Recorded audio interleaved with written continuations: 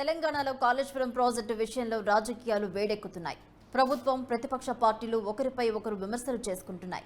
మేడిగడ్డ బ్యారేజీలో 5 పిల్లల కుంగుపాటుతో పాటు 21 పిల్లలకు పగుళ్లొచ్చాయి.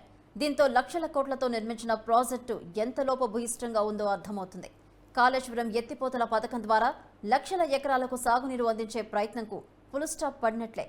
కాళేశ్వరంలో మొట్టమొదటి ప్రాజెక్టు మేడిగడ్డ బ్యారేజీ నుంచి మా బ్యూరో చీఫ్ శ్రీనివాస్ మరింత సమాచారం అందిస్తారు. నీళ్లు నిధులు నియామకాల కోసం నినదించి పోరాడి తెచ్చుకున్న తెలంగాణ రాష్ట్రంలో మరిక తొలిసారిగా ప్రభుత్వంలోకి వచ్చిన బీఆర్ఎస్ ప్రభుత్వం నిర్మించిన ప్రాజెక్ట్ ఏదైతే ఉందో కాళేశ్వరం ఇప్పుడు కథావస్తువుగా మారిందని చెప్పుకోవచ్చు. రాజకీయ పార్టీలన్నీ కూడా కాళేశ్వరంపై గత కొన్ని సంవత్సరాలుగా కూడా చేస్తున్న ఆరోపణలకు మరి కాళేశ్వరం ప్రాజెక్టు వద్ద ఉన్న ఒక లోపాలు బయటపడుతుండడంతో ఇక ఈ ఆరోపణలన్నీ నిజమేనని తేలుతోంది. మనం ఒకసారి చూడొచ్చు, కాళేశ్వరంలోని మరి మొట్టమొదటి బ్యారేజ్ ఏదైతుందో మేడిగడ్డ బ్యారేజీ ప్రస్తుతం మరి ఈ వర్షాకాలంలో ఈ యొక్క బ్యారేజ్కి పగులు రావడం మనం గమనించవచ్చు.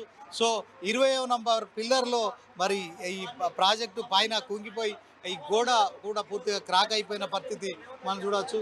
సో మరి ఇలాంటి ప్రాజెక్టు ఇంత తొందరగా మరి నిర్వీర్యమైపోతున్న నేపథ్యంలో దీని పట్ల మరి ఇప్పటికే మరి ఏదైతే ఈ ప్రాజెక్టును నిర్మించిన ఎల్ఎంటీ సంస్థ మాత్రం చేతులెత్తేసింది. ఈ నేపథ్యంలో ఇప్పుడున్న కాంగ్రెస్ ప్రభుత్వం మాత్రం దీనిపై ఇప్పటికే విజిలెన్స్ విచారణ కూడా పూర్తి చేసింది.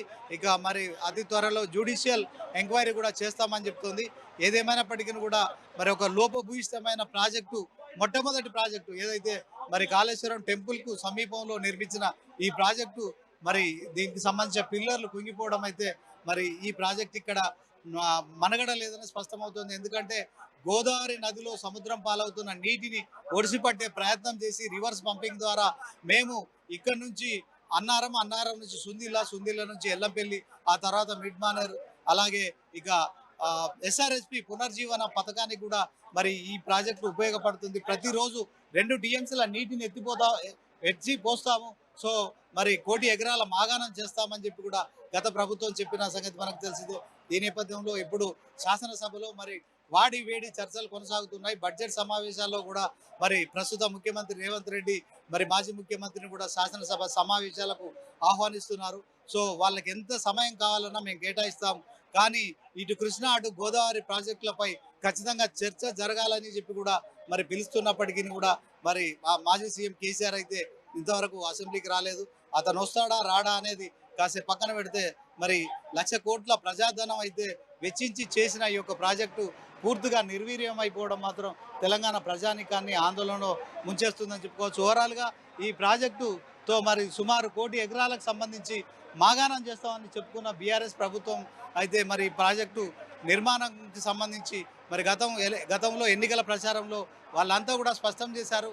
ఎల్ఎంటీ నిర్మాణ సంస్థ ఈ నిర్వహణ వ్యయాన్ని భరిస్తుందని కూడా చెప్పారు. కానీ ఆ ఎల్ఎన్టీ సంస్థ మరి నిర్వహణపై చేతులెత్తేయడంతో మరొకసారి ఈ ప్రాజెక్టును ఖచ్చితంగా 5,000 కోట్లతో పునర్నిర్మిస్తేనే ఇక్కడ ఒక బ్యారేజ్ స్పష్టంగా ఉండే అవకాశం ఉంది. అయితే ఎల్ఎన్టీ సంస్థ మరి అంతర్జాతీయంగా ఎంతో పేరు ప్రఖ్యాతులున్న సంస్థ అయినప్పటికీ కూడా మరి ఈ ప్రాజెక్టు నిర్మించడంలో మరి నిర్లక్ష్యం వహించిందా, మరి ఇక మరో కంపెనీకి ఏదైనా ఇందులో ఇన్వాల్వ్ అయిందనేది మాత్రం దర్యాప్తులో తేలాల్సి ఉంది. ఏది ఏమైనప్పటికీ కూడా ఇటు గత ప్రభుత్వానికి కావచ్చు, అలాగే ఎల్ఎన్టీ సంస్థకు కూడా ఇది పూర్తి స్థాయిలో మరి నిర్మాణానికి సంబంధించిన అపవాదు కనుక ఈ అపవాదును తొలగించుకోవాల్సిన బాధ్యత మరి గత ప్రభుత్వంలో 2 సార్లు ముఖ్యమంత్రిగా ఉన్న కేసీఆర్కు బాధ్యత ఉందని చెప్పుకోవచ్చు. ఇక ఏదేమైనప్పటికీ కూడా ఆయన మరి 2016లో ఇక్కడ ఈ యొక్క ప్రాజెక్టు శంకుస్థాపన చేసి 2019లో కేవలం 3 ఏళ్లలో మరి ఈ గోదావరి నదిపై 3 రిజర్వాయర్లు నిర్మించడం కావచ్చు. ఆ రిజర్వాయర్లు కూడా ఈ పూర్తి స్థాయిలో మరి లోపభూయిష్టమైన నిర్మాణం జరిగినట్టని చెప్పి ఇప్పటికే ఆ విజిలెన్స్ విచారణ అయితే పూర్తయినట్టు తెలుస్తుంది. అయితే ఈ ప్రాజెక్టుల ద్వారా మరి ఎత్తిపోతలతో మరి తెలంగాణ సస్యశ్యామలం అవుతుందని గత 5-6 ఏళ్ళు కూడా మరి బీఆర్ఎస్ ప్రభుత్వం చెప్పుకున్న నేపథ్యంలో 2018 ఎన్నికల్లో కూడా మరి ఇదే ప్రధాన ప్రచారాస్త్రంగా కూడా మరి గత ప్రభుత్వం చెప్పుకున్న పరిస్థితి. ఓవరాల్గా ఇలాంటి ప్రాజెక్టు ఇప్పుడు మరి పూర్తి స్థాయిలో నిర్వీర్యం అయిపోవడం కావచ్చు. మనం ఒకవైపు చూస్తే గతంలో ఇక్కడ పూర్తిగా నీటి నిల్వతోనే ఉండే ఈ యొక్క గోదావరి మాత్రం ఇప్పుడు ఎడారిగా మారిందని చెప్పుకోవచ్చు. ఒకవైపు మనం అటు సైడు చూసినట్టయితే ఇక ఈ ప్రాజెక్టు కింద పైన మొత్తం ఓవరాల్గా మరి చాలా వరకు నీటి మట్టం ఉండేది. కానీ ఈ ప్రాజెక్టు మరి కుంగిపోవడం కావచ్చు, ఈ బ్యారేజ్ 20 పిల్లర్‌లో పగుళ్ళు రావడంతో ఈ ప్రాజెక్ట్ ఎందుకు పనికిరాదని మరి విజిలెన్స్ తేల్చేసిన నేపథ్యంలో మరొకసారి తెలంగాణ రాష్ట్రం మరి ఎడారిగా మారబోతుందా? మరి కృష్ణా, గోదావరి నదులు మాత్రమే ఈ యొక్క తెలంగాణకు సంబంధించి సాగు, తాగునీరు సంబంధించిన మరి వనరులుగా చెప్పుకోవచ్చు. ఇప్పటికే మరి కృష్ణా జలాలపై మరి గత ప్రభుత్వం అయితే మరి ఏదైతే ఆహ్, 299 టీఎంసీలకు మాత్రమే అగ్రిమెంట్ చేసుకున్నారు. మనకు రావాల్సిన నీటి వాటా కూడా మరి కొంత ఈ ప్రభుత్వం ఒత్తిళ్లకు తలొగ్గి ఆంధ్ర ప్రభుత్వానికి మేలు చేకూర్చారని ఇప్పుడున్న ప్రభుత్వం చెప్తున్న నేపథ్యంలో ఇప్పుడున్న గోదావరి నీటిని వినియోగించుకునే పరిస్థితి అయితే మనకు కనిపించట్లేదు. వరద నీరుతో మరి ప్రతిరోజు 2 టీఎంసీలు ఎత్తిపోస్తామని చెప్పిన మరి గత ప్రభుత్వ వాదనలు మరి ఇప్పుడు నెరవేరే పరిస్థితి లేదు. ఇప్పుడున్న ప్రభుత్వం మరి గతంలో తమ్మిడిహట్ట వద్ద నిర్మించిన ప్రాజెక్టును మరొకసారి రీకన్స్ట్రక్షన్ చేస్తారా? మరి పూర్తిగా గ్రావిటీ ద్వారా నీరందించే ఆ ఆ ప్రాజెక్టుకు సంబంధించి మరి ఒక 10,000 కోట్లు ఖర్చు పెట్టారు. 39,000 కోట్ల లక్ష్యంలో 10,000 కోట్ల పనులు కూడా పూర్తయ్యాయి. ఇప్పుడు మరి కొత్తగా వచ్చిన కాంగ్రెస్ ప్రభుత్వం ఇప్పుడు అదే పనిని పూర్తి చేస్తారా? ఈ యొక్క కాళేశ్వరం ఎత్తిపోతల్లో మరి మొదటిదైన మేడిగడ్డ ప్రాజెక్టును మరొకసారి నిర్మించే ఆలోచన చేస్తారా అనేది మాత్రం తెలంగాణ ప్రజలంతా ఆసక్తిగా చూస్తున్నారు. ఇది కేవలం రాజకీయ కథ ప్రచార వస్తువుగానే కాకుండా ప్రజల ప్రయోజనాలను కూడా కాపాడాలని మరి తెలంగాణ సమాజంలోని మేధావులు, జర్నలిస్టులు, ఇంజనీర్లు అంతా కూడా చెప్తున్నారు. మనతో మాట్లాడేందుకు కొంతమంది ఈ యొక్క పొలిటికల్ లీడర్లు కూడా ఉన్నారు. సార్ చెప్పండి, ఈ పగుళ్ళు వస్తున్నాయి కదా, ఎట్లా చూస్తారు? పగుళ్ళు వస్తున్నాయా ఎట్లా చెప్తారు, ఏం చెప్తారు? ఈ పగల్లో మరి ఇంజనీర్స్ తప్పనిసరిగా గత ప్రభుత్వాలు ఏదైతే ప్రాజెక్ట్స్ చేశారో దాన్ని ఇది బ్యారేజ్ గా కట్టేదాన్ని ప్రాజెక్ట్ గా చేసిందని చెప్తా ఉన్నారు ఇంజనీర్. కాబట్టి వాళ్ళ స్వార్థాల కొరకు చిన్నదాన్ని పెద్దగా చేసుకుంటూ కమిషన్ల కొరకు చేసిన తర్వాత ఇదే విధంగా ట్రాక్స్ వస్తాయని ఇంజనీర్ చెప్తా ఉన్నారు సీరియస్. కాబట్టి నేను తప్పనిసరిగా ఇది చూసిన తర్వాత ఎక్కడ కూడా ఇన్ని సంవత్సరాల నుంచి మనకు శ్రీశైలం కానీ, నాగార్జున సాగర్ కానీ, శ్రీరామ్ సాగర్ కానీ, నిజాం సాగర్ కానీ ఎక్కడ కూడా ఇంత పెద్ద డ్యామేజ్ కానీ ఇది విత్ ఇన్ 2 years లో యూజ్ కాకుండా ఇంత పెద్ద డ్యామేజ్ అయితే తప్పనిసరిగా ఇటువంటి డిజైన్ చేసిన వాళ్ళు, చేయించిన వాళ్ళని వాళ్ళ స్వార్థాల కొరకు వేసిందావు.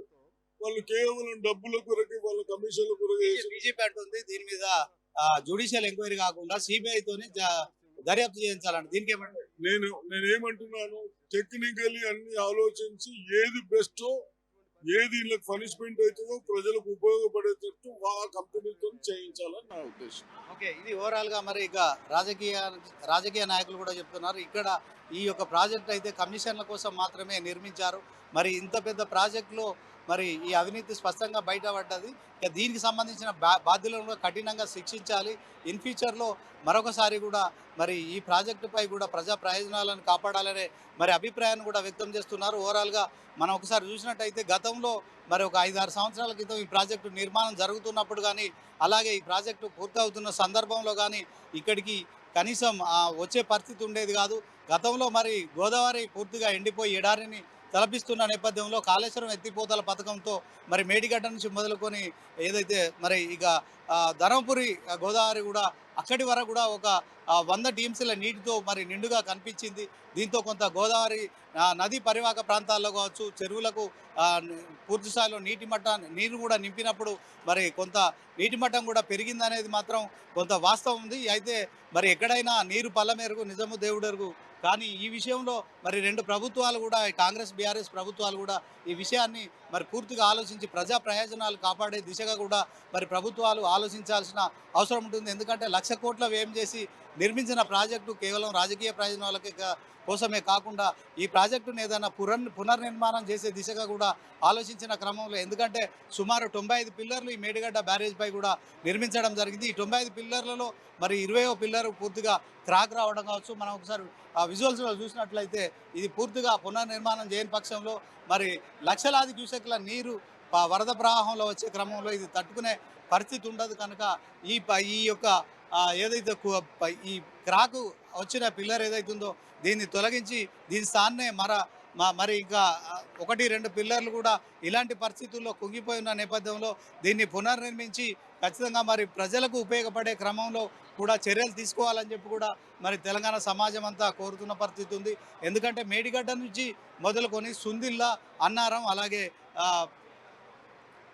ప్రాజెక్టులు కూడా గోదావరి నదిపై నిర్మించడంతో పాటు మరి సుమారు 19 బ్యారేజీలు కూడా ఇదే ఎత్తిపోతల పథకంలో భాగంగా నిర్మించిన సంగతి మనకు తెలిసిందే.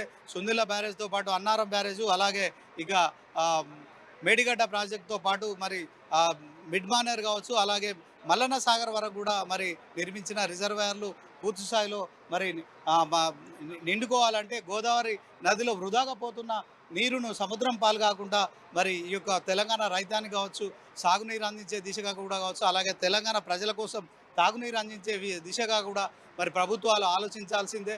ఎందుకంటే గత ప్రభుత్వం చేసిన పొరపాట్లు ఈ ప్రభుత్వం చేయకుండా మరి నిపుణుల పూర్తిస్థాయి నివేదిక తెప్పించుకొని ఈ ప్రాజెక్టు ద్వారా వ్యయాలు చూసుకొని ఖచ్చితంగా మరొకసారి తెలంగాణలో పారుతున్న గోదావరిని సజీవంగా ఉంచే దిశగా కావచ్చు అలాగే తాగునీటి కష్టాలు తీర్చే విధంగా కూడా ఈ ప్రాజెక్టుపై ఆలోచన చేయాలని కూడా కోరుతున్న పరిస్థితి.